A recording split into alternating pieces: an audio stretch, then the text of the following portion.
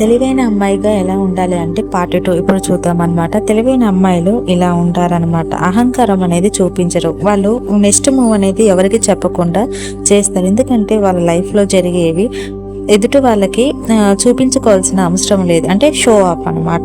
Show off అనేది చేయకుండా ఉంటారు. ప్రజెంట్గా వాళ్ళు చుట్టుపక్కల ఏం జరుగుతుందని గమనిస్తూ ఉంటారు.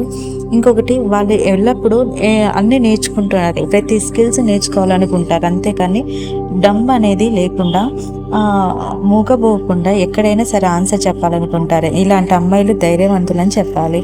అలాగే అమ్మాయిలు ఎక్కువ గాసిప్స్ అనేది మాట్లాడారు. తెలివైన వాళ్ళు గాసిప్స్కి అనేది దూరంగా ఉంటారు. ఎవరైనా చెడు చెప్పినా కూడా ప్రస్తుతానికి అందరినీ గుడ్డిగా నమ్మరు. ఎవరేం చెప్తున్నా గుడ్డిగా నమ్మకుండా వాళ్ళ పని వాళ్ళు చేసుకుంటే పోతారు అన్నమా.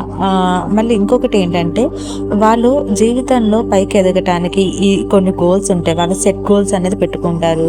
డేలో టు డూ లీస్ట్ ఉంటాయి. ఆ లీస్ట్ అనేది వాళ్ళు కంప్లీట్ చేసేసుకుంటారు. ఈ రోజు ఏం చేయాలి, అలాగే వాళ్ళ పేరెంట్స్కి ఎంతవరకు ఇవ్వాలి అనేది చూస్తారు. అంతేకాని ఎలాంటి రిలేషన్షిప్ కానీ ఎవరితోనైనా రిలేషన్షిప్లో ఉన్న వాళ్ళని ఎమోషన్స్తో గేమ్స్ మాత్రం ఆడరు.